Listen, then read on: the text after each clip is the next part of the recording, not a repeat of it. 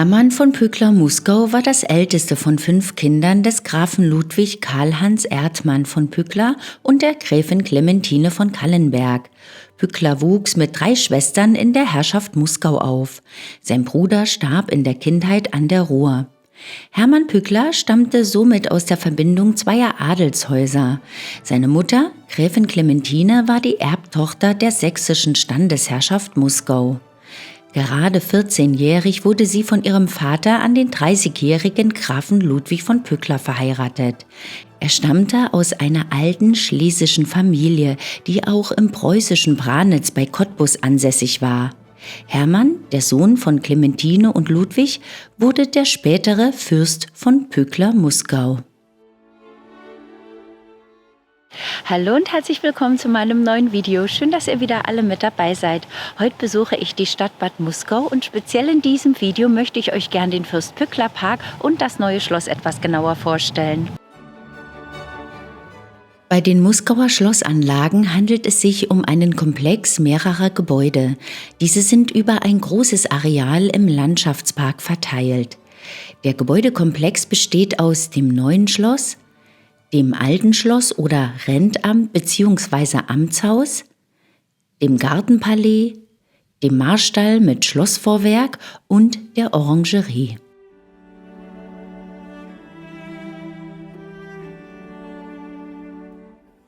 Beim Neuen Schloss handelt es sich um eine 3-Flügelanlage im Neorenaissance-Stil. Der Schlosshof öffnet sich nach Osten zum Park hin. Die Verbindung zum Park wird durch eine von Schinkel entworfene, gewaltige Schlossrampe gebildet, wodurch eine Verbindung von Parklandschaft und Bauwerk entsteht. Die beschriebene intensive gärtnerische Ausschmückung des Schlosshofes hat es zu Pücklers Zeiten tatsächlich gegeben. Der Fürst sandte von seiner Englandreise sogar nachweislich Papageien nach Muskau. Seine Idee eines fließenden Übergangs vom Gebäude in den Garten wurde später unter den Grafen Arnim durch die Verbreitung des Eingangsbereichs aufgegriffen. Die Herrschaft Muskau kann auf eine fast 700-jährige Geschichte zurückblicken. Bis zum Jahre 1597 war sie ein Lehen der böhmischen Krone. Bewohnt wurde das Land vorwiegend von Sorben, slawischen Wenden, die als gutmütig und abergläubisch galten. Ihre wendische Sprache und Volkstracht blieb erhalten, wie die berühmten weißen Häubchen, deren aufrechte Spitzenränder die Gesichter umrahmen. Selbst der Name Muskau stammt aus dem Slawischen, eine eingedeutschte Form von Moskwa, also Moskau. Nach dem Dreißigjährigen Krieg residierten die Reichsgrafen von Callenberg als Besitzer der Landesherrschaft Muskau in 5 Generationen im Neuen Schloss. Nach dem Tod des Grafen Ludwig Karl-Hans Erdmann von Pückler 1811 erbte sein Sohn Hermann Ludwig Heinrich Graf von Pückler die Standesherrschaft.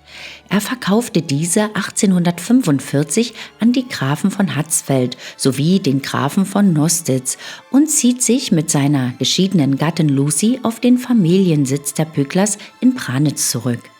1846 bis 1881 ist Prinz Friedrich der Niederlande durch Kauf Eigentümer der Herrschaft. Letzte Besitzer sind bis 1945 in 3 Generationen die Grafen von Arnim.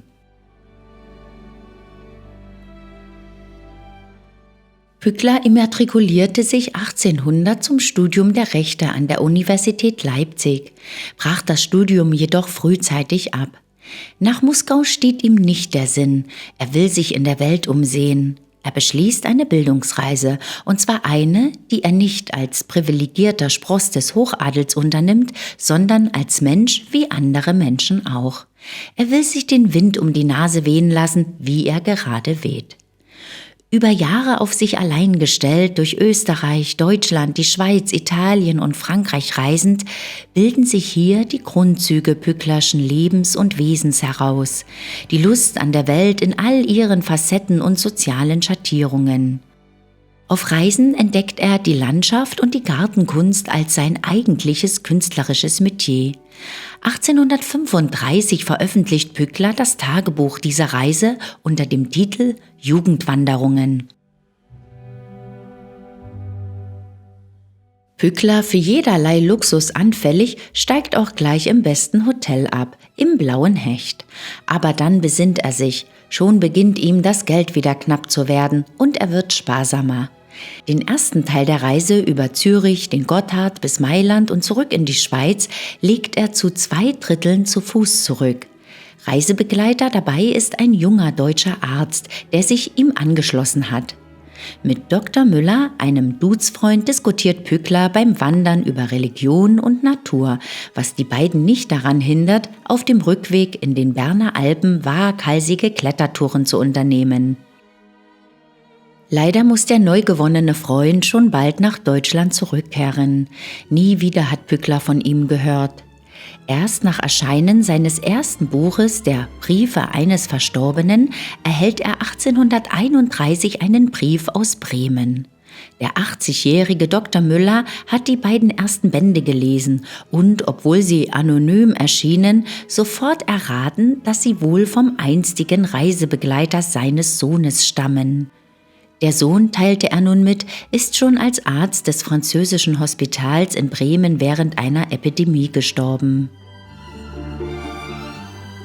Der Vater bittet nun Pückler nach einiger Zeit doch endlich nach Muskau zurückzukommen. Seine Schwestern schickten sich an, das Haus zu verlassen. Langsam machte sich Pückler auf die Rückreise. Inspiriert durch die von ihm bereisten englischen Landschaftsgärten beginnt er 1815 mit der Anlage des Muskauer Parks. Am 9. Oktober 1817 heiratete Pückler die 9 Jahre ältere Lucy von Hardenberg. Nachdem 3 Parkpartien weitgehend fertiggestellt sind, offenbaren sich erste finanzielle Schwierigkeiten.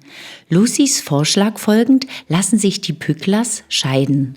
Kurz zuvor, im Januar 1826, hatte Pückler seiner Frau die Standesherrschaft Pückler-Muskau überschrieben, um seinen Besitz vor einer möglichen Pfändung zu retten.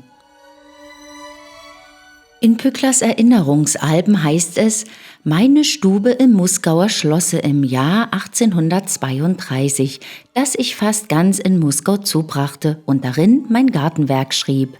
Hier sieht man die einzige Darstellung einer Raumeinrichtung des Arbeitszimmers im Muskauer Schloss aus der Pücklerzeit um 1835. Pückler begab sich auf Brautsuche nach England. Die Suche endete erfolglos, was mit Spott kommentiert wurde. Während des 2-jährigen Aufenthalts in England bewunderte er den Lebensstil des englischen Landadels, den er als das beste Element in der englischen Gesellschaft betrachtete und gewann wichtige Anregungen für die Parkgestaltung.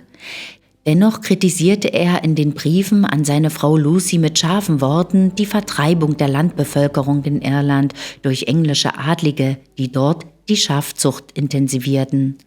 Lucy hob alle Briefe auf und bereitete sie für eine Veröffentlichung vor. Nach Pücklers Rückkehr erschienen die Briefe in 2 Bänden. Seine Reiseberichte wurden ein literarischer und finanzieller Erfolg in Deutschland, dann auch in England und den USA.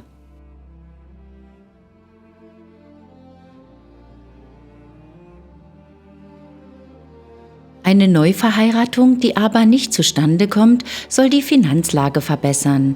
Pückler und Lucy, die ihn bei allen Projekten unterstützt, bleiben dennoch bis zu ihrem Lebensende vereint. Die ursprünglich sächsische Herrschaft Muskau kam nach dem Wiener Kongress 1815 zum Königreich Preußen. Große Ausgleichszahlungen, die Pückler im Zuge der preußischen Landreformen erhält, ermöglichen ihm in den letzten Besitzjahren große Investitionen. Bis zum Verkauf der Herrschaft 1845 gehen die Arbeiten an der Parkanlage stetig voran. Die Vollendung des Muskauer Parks drohte mehrfach wegen seiner enormen Kosten zu scheitern. Deshalb zieht sich Pückler in den 1830er Jahren verzweifelt zurück und bringt wenigstens sein Werk auf dem Papier zu Ende. Er verfasst ein Buch über Gartenkunst, die Andeutungen über Landschaftsgärtnerei mit aufwendigen Illustrationen von Muskauer Parkszenerien. Diese Version wird heute im Neuen Schloss lebendig. Eine spektakuläre Fahrt in der automatischen Kutsche führt durch die Pücklersche Traumwelt.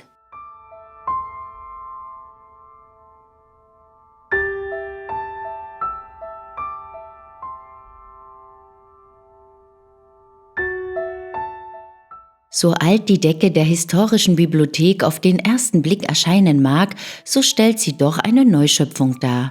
Die Brandstiftung im April 1945 zerstörte in diesem Raum fast alle Originalbefunde.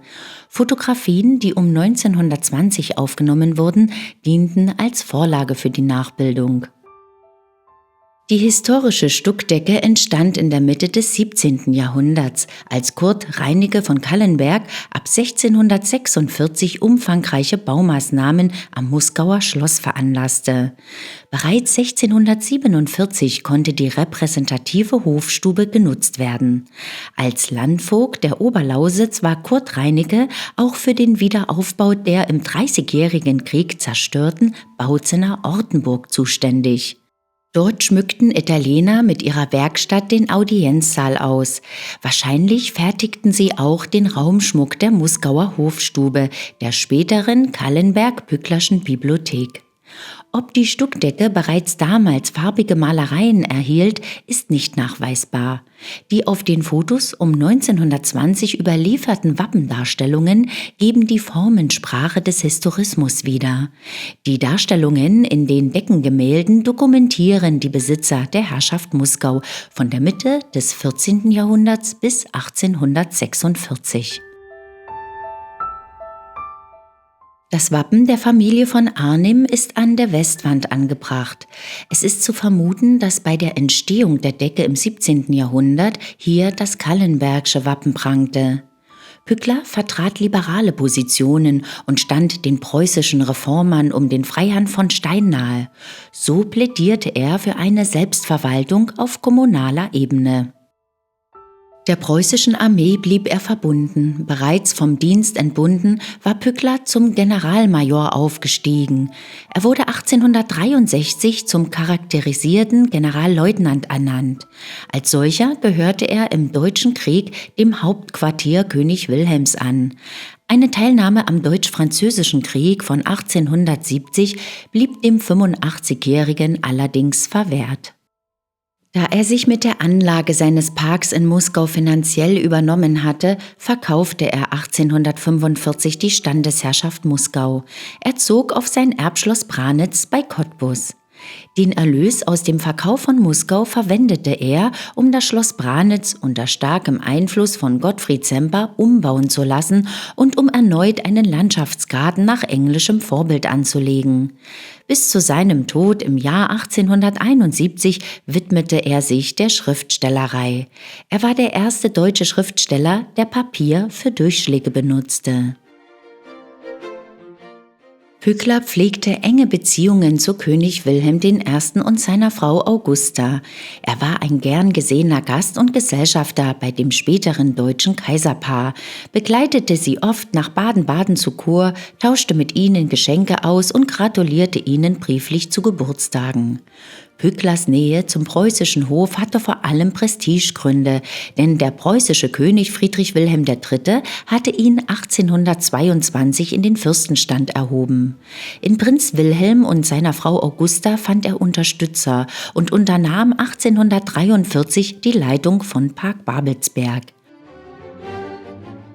Königin Augusta kannte Pückler bereits seit 1826 vom Weimarer Hof in ihrem elterlichen Herkunftsort. Sie schätzte besonders die Konversation mit Pückler, der ihrer Meinung nach mit seiner redegewandten und intellektuellen Art aus dem preußischen Hof herausstach. Mit ihm tauschte sie sich unter anderem über den Weimarer Hof, England, Paris und ihre Gesundheit aus. Teile der brieflichen Korrespondenz zwischen Pückler und Augusta sind erhalten. Sie stammen überwiegend aus den Jahren zwischen 1850 und 1866 und wurden sowohl in Deutsch als auch in Französisch geschrieben. Fürst Pückler liebte die Frauen, gute Kleidung und ausgesuchte Speisen, Musik, Reisen und vieles mehr. Er lebte in der Zeit der Universalgelehrten. Er war ein Abenteurer und erkundete fremde Länder.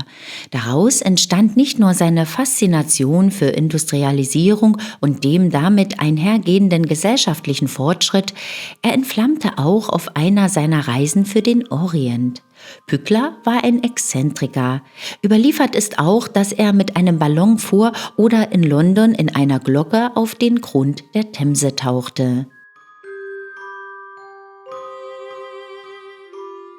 Bettina von Armin und Pückler lernten sich 1832 in einem Salon in Berlin kennen. Die 46-Jährige lebte den romantischen Geist ihrer Zeit. Sie dürstete nach Abenteuern, versuchte sich in Malerei, Bildhauerei, Schriftstellerei und Politik. Pückler bittet Bettina, ihm zu schreiben, und es entwickelt sich ein intimer intellektueller Briefwechsel, dem er wichtige Denkanstöße für seinen Landschaftsgarten verdankt. Bald erhofft sich Bettina jedoch eine leidenschaftliche Affäre mit Pückler und ignoriert die von ihm gewünschte Distanz. In London trifft Pückler 1827 den Opernstar Henriette Sontag. Die begabte und berühmte Sängerin erscheint ihm wie die Erfüllung all seiner Wünsche. Schnell entwickelt sich eine verzehrende Leidenschaft. Die 21 Jahre jüngere, mädchenhaft schöne Sontag hat sich bis zu diesem Zeitpunkt ihre Tugendhaftigkeit bewahrt. Vielleicht geht sie eine Affäre ein, vielleicht auch nicht. Doch hat sie sich den Grafen Rossi versprochen. Henriette reißt sich daher entschieden von Pückler los und tiefe Schwermut befällt den Fürsten.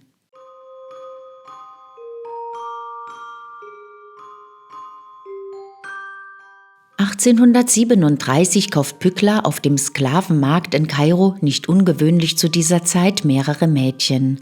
Unter ihnen eine circa 12-Jährige. Er nennt sie Mahbuba. Auf ihrer mehrjährigen gemeinsamen Reise beginnt sie ihren Herrn mit der Hingabe eines Kindes zu lieben. Und Pückler fühlt zum ersten Mal in seinem Leben bedingungslose Liebe.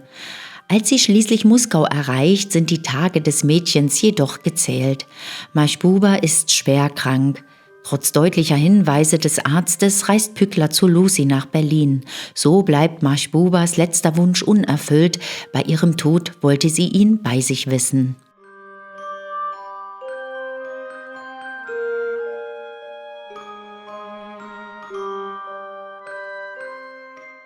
Helmine lebt als Pflegekind bei Lucy. Ebenso wie bei deren Tochter Adelheid gefällt Pückler Helmines jugendlicher Charme. Auch wenn er Lucy zur Frau nimmt, seine Leidenschaft für die schönen Mädchen will er nicht aufgeben. Doch Lucy verheiratet ihre Pflegetochter kurzerhand, worauf Pücklers Leidenschaft mit der Zeit erkaltet. Adelheid ist die Tochter von Lucy. Als Pückler die beiden Frauen in Berlin kennenlernt, hat es ihm zunächst das 20-jährige Mädchen angetan.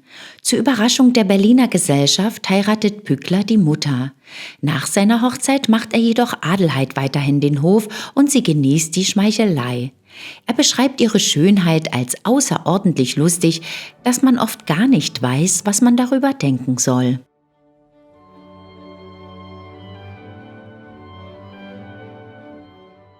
Mit diesem wunderschönen Hintergrund möchte ich mich dann ganz herzlich von euch verabschieden. Ihr habt viel Schönes und Interessantes über Bad Muskau erfahren und gesehen. Hat euch dieses Video gefallen, dann würde ich mich wieder sehr über einen Daumen hoch freuen. Und wollt ihr nie wieder ein wunderschönes Schlösser- und Burgenvideo verpassen, dann abonniert am besten gleich den Kanal. Ich sage dann schon einmal Tschüss und auf Wiedersehen. Bis zum nächsten Mal. Tschüss!